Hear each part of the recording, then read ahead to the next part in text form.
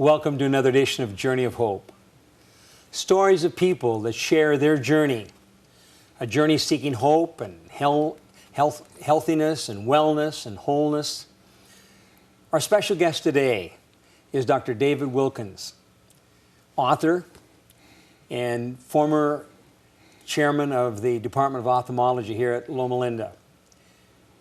What happens when tragedy strikes? How do you prepare for it? How do you go through it? Where is God in the midst of all this? David, I'm going to call him David here, has written a book called United by Tragedy. And I'm going to ask him to share the sobering experience of what happened on September 2, 1998. Those of you in the listening audience will remember the experience. David, tell us a little bit. Tell us a little bit about yourself, first of all. Well, I'm a grandfather of 6. All right. Father of 4.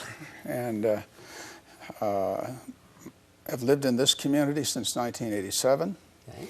And had my, as you mentioned, time to interact and be part of the teaching program here at Loma Linda.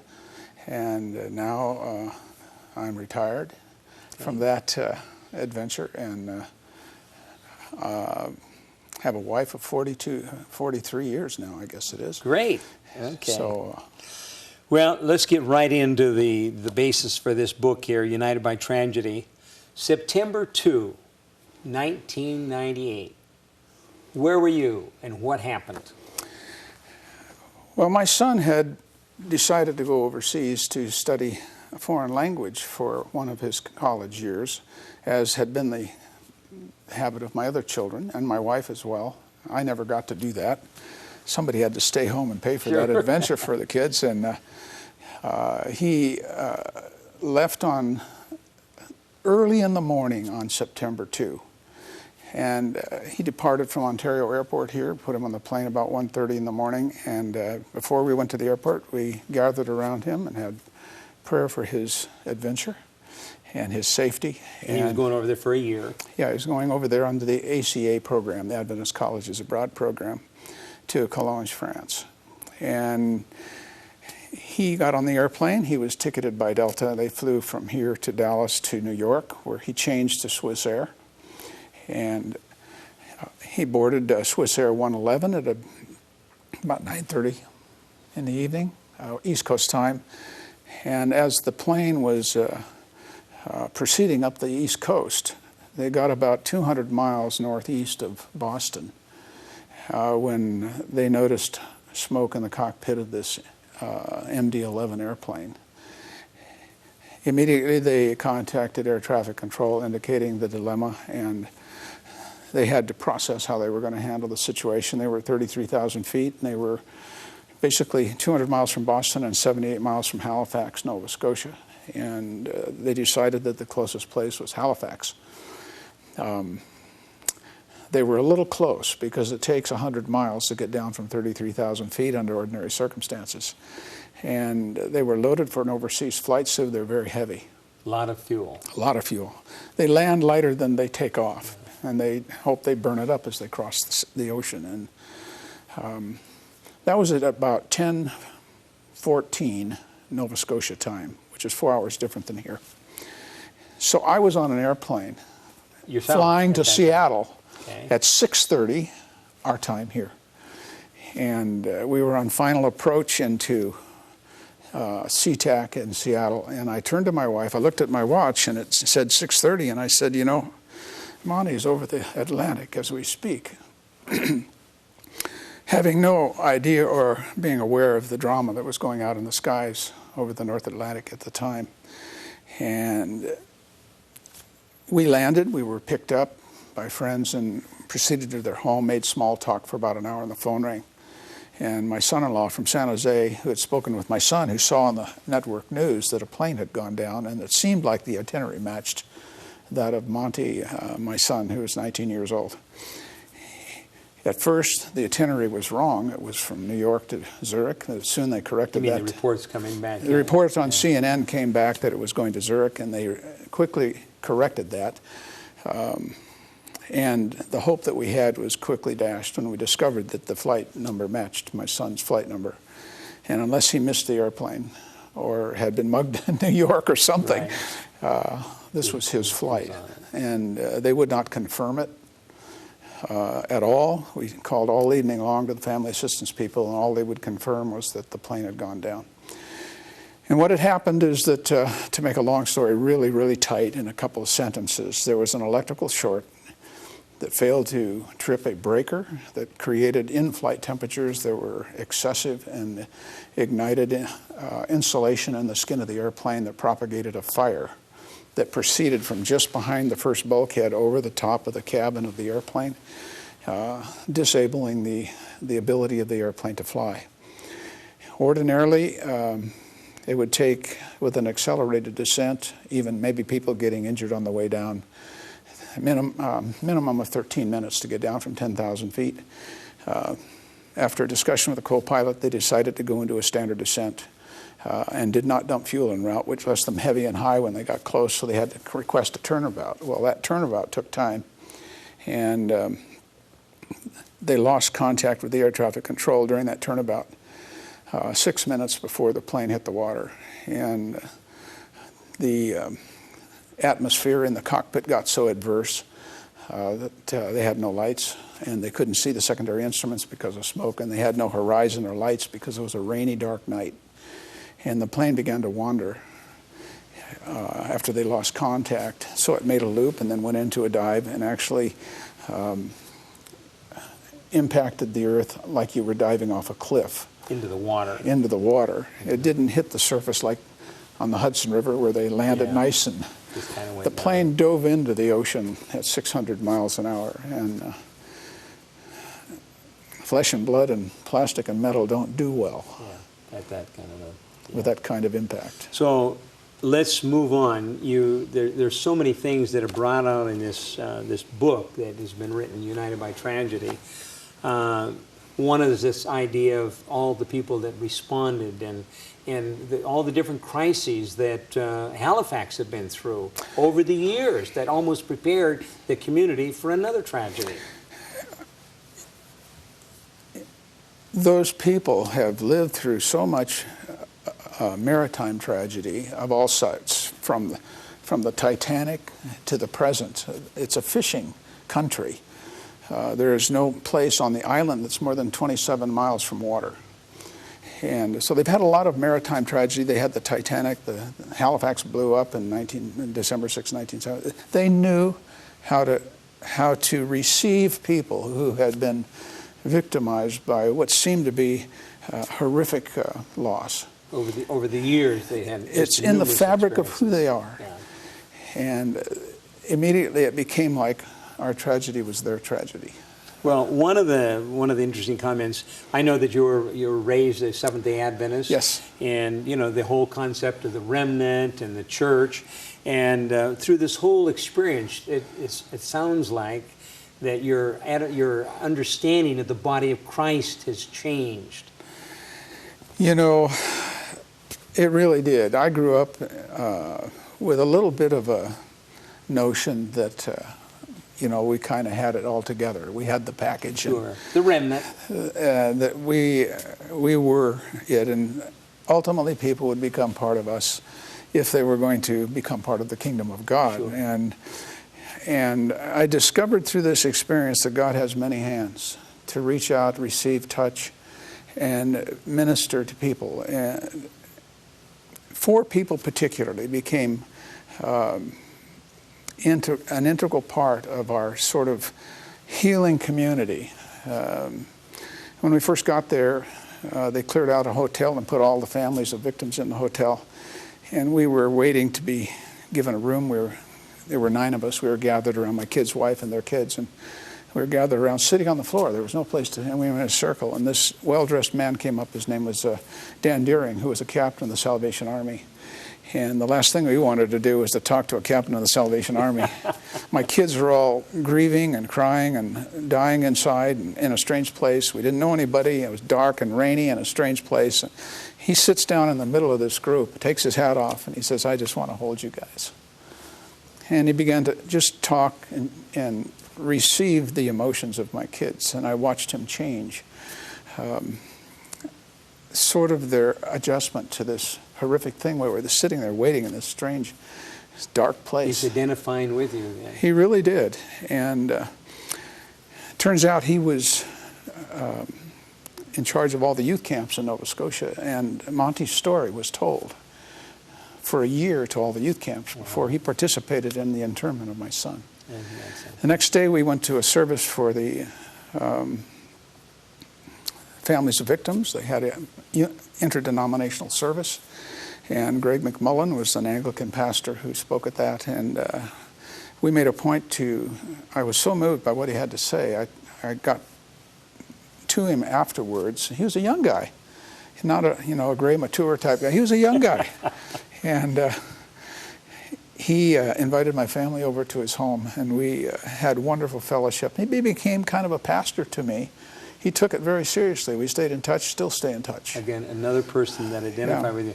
Make just a comment on the memorial service that you had as you gathered down there on the shore. Well, what we did is when we did, the memorial service occurred a year later.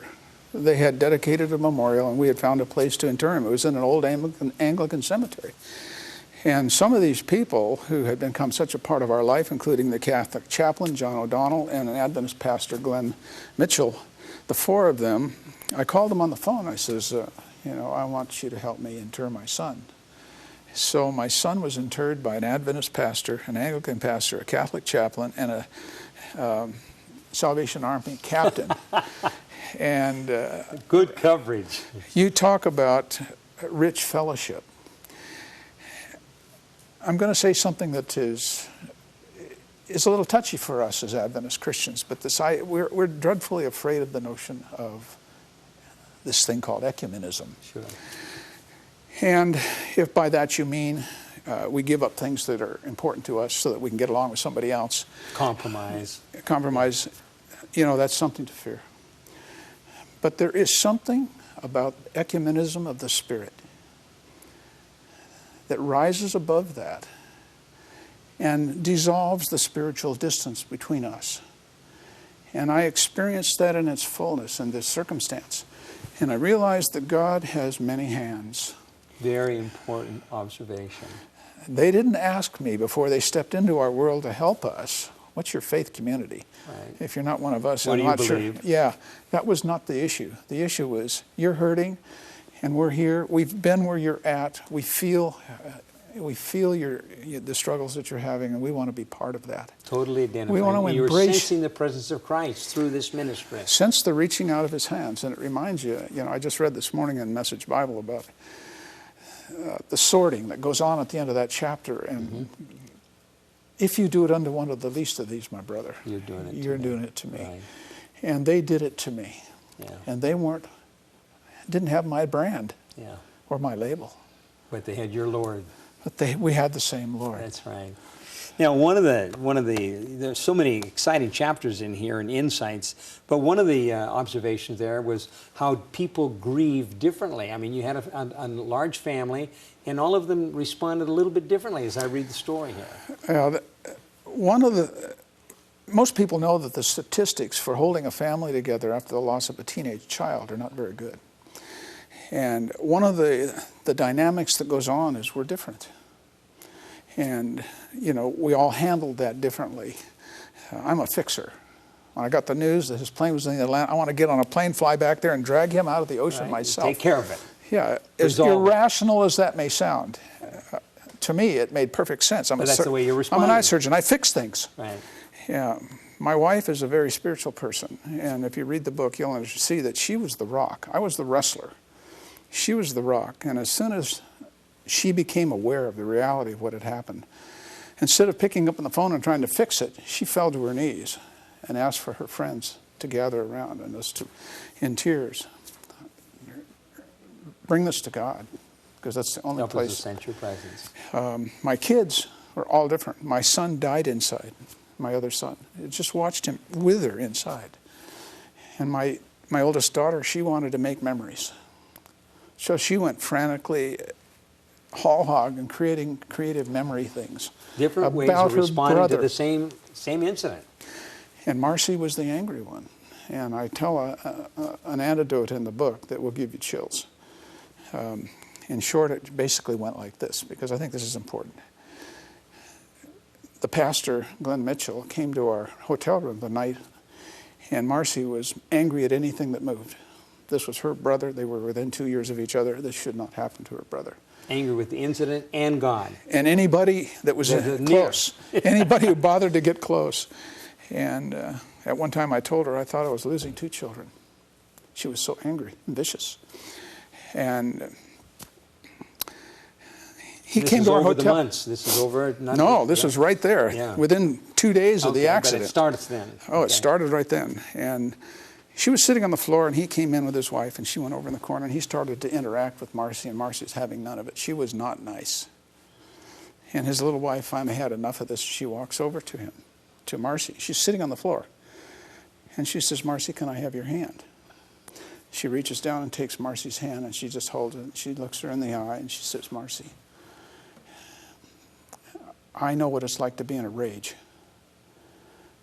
She says, "This last week, I ran into my shower screaming and yelling for almost a half an hour. I was so angry." And then she paused.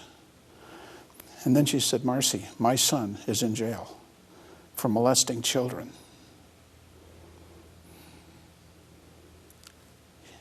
She paused. And then she said, "Marcy, he's due to get out in 6 months. And he's not sorry." She says, "Marcy, I'm his mother. It would be better if he were dead." If that doesn't send chills, you're not listening.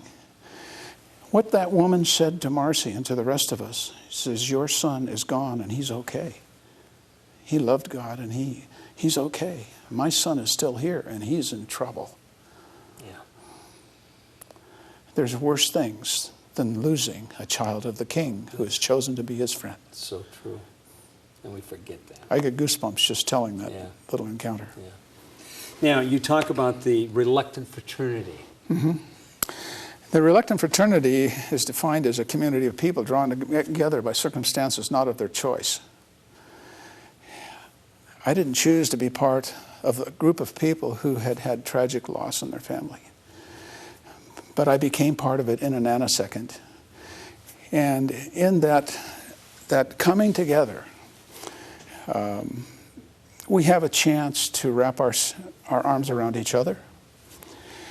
And we have a chance to initiate a path to healing and growth rather than a path to anger and betrayal and bitterness. And I tell a couple of stories in the book about interactions between others who had lost loved ones on this plane, who we became intimately associated with. You didn't know them at all before. Had no clue. Nancy White. I was standing in the hall in an elevator. She had lost her 18-year-old daughter on this plane, and she was viciously angry. I walked up to her, and I saw she was sobbing, and we had these little ID badges on that told that we were family members of victims. So I realized that she had lost somebody, and I wrapped my arms around her, and I said, "What's the matter?" She says, "I lost my daughter." And I said, I hear you. You know, we lost our 18-year-old son, 19-year-old son, too. We became very close. All of a sudden, that brings you together. We just came together, and come to find out, her ex-husband, who had taken her daughter to the airplane in New York and put her on, had noticed Monty and saw that he was reading this purple book called ACA. And to us, it was important that somebody had actually noticed our son. Yeah. And they described him, his clothes and all. And they wondered what this 19-year-old boy was doing flying to Europe by himself. And her daughter was over saying goodbye to her boyfriend, so they were kind of standing there, and they noticed Monty, and that meant a lot to us, that she even paid attention and noticed him there. So we were able to step into the world of other hurting people. There were families on that plane that lost whole families. There's a French family who lost two son and daughter-in-law and 2 children. Another family of 5 completely wiped out. The whole thing. And we became very good friends with the family that lost 4 because they spoke only French. And So my wife speaks French. We're talking about over not a period of months, but are we talking about over the last few years then? We've been dear friends with these folks for now 10 years, 11 years. Oh, this is the 12th year. Yeah, 12, yeah. And because my wife speaks French, we really, because they couldn't communicate with any of the rest of us, so my wife would communicate with them, and we became very close over the years. So we formed some dear friendships, but with experience. And being part of the fraternity, I call it the reluctant fraternity. We're not because we want to be, but we're there because of circumstance. Comes enormous capacity and responsibility to step up to those whose shoes have become like ours. And their experience is fresh, as we've lived with it for 10 years. In other words, when you've gone through this experience, you're saying that you have a responsibility? We have a capacity and a responsibility to stand alongside and embrace other people as they have similar experience. We're given an opportunity to step into our world and touch it in ways that nobody else can because we walked in the same shoes. So, now we're looking back 12 years ago on this, on this experience. What are you learning from this? Well, we could spend a long time talking about that. The book is written about all kinds of learnings here. But the first thing I've learned is that we only have time in this life for loving. say that again. We only have time in this life for loving. Okay. We don't know if we're going to have tomorrow to love. That we can be unkind and ignore those we love today because maybe, yeah, I'll get to it. We need to take every moment and pack it with purpose. Wow, that's powerful. Every moment and pack it with purpose because we don't know that it will have tomorrow. I watched Monty. For ourselves or our loved ones. For those who survive. Yes. Monty was an amazing kid. He was a happy-go-lucky guy. He had a great sense of humor. He liked to play practical jokes. But he was also a very spiritual kid. And at age 18, he was baptized and gave his heart to the Lord. On his graduation. So this is about a year before. This was 15 months before the accident. Okay.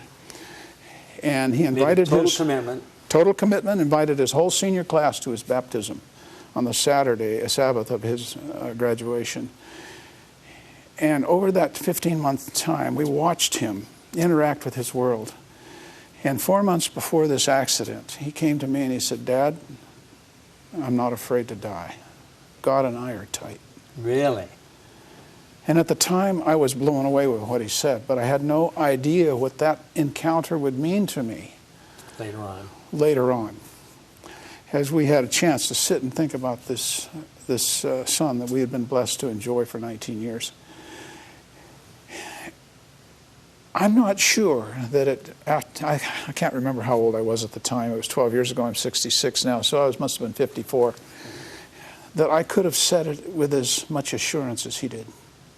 A very absolute conviction. He just said, "God and I are tight." And I saw the testimony of his lives and the stories that came to us from people who knew him, how inclusive he was to those who were not popular, athletic, or beautiful, or the in crowd. He just reached out and collected them into his world with no thought that they weren't the in crowd. And it made me more inclusive as those stories started to come to me. So as I speak of him and I speak of the positive things about him, which I think people ought to do with those they've lost, they need to vocally and often speak of the blessings and the values of those they've lost, because those then become part of who you are. And you start to touch your world with some of those same ways of blessing your world that were important and observable in the other person.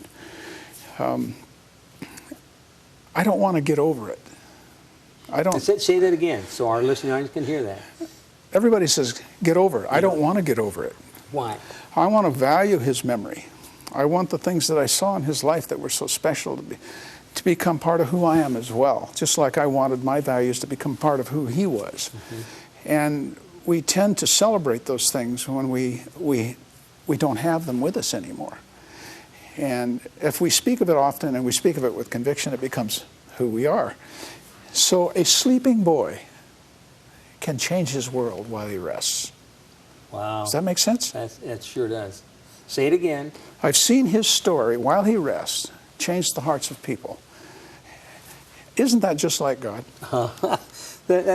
What an observation. I want to share a couple of things here. One of them is actually the final chapter.